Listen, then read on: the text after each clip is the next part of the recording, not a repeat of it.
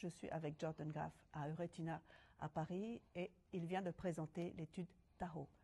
Jordan, you just presented the Tahoe diabetic macular edema study. Yes. Can you talk to me about that? What kind of study is this? Well, this is unique because it's a real-world study Yeah. that is clinician collaborative, that doesn't have any industry sponsor. Yeah. There is no industry money, and so we get real-world data on diabetic macular edema with patients with faricimab, some of whom were treatment naive and some of whom were switch patients. Okay, so it's a real life study. Yeah. So they switched from what? Well, from any of the available agents, 31% of the patients were getting aflibercept. And 2 then milligrams. 2 milligram.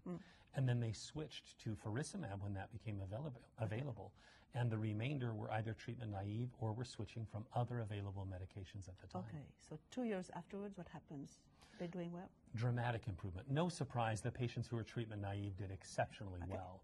But even patients who were on other medications, for example, they were on aflibercept, a good drying agent. And yet when they switch them to faricimab, we get additional drying, and they gain in the first 3 injections an additional 2 letters. Yes. If you follow out to 6 injections and 9 injections, we continue to see improvement, especially if you look at the whole cohort of all switch patients. They gained letters and dried the retina.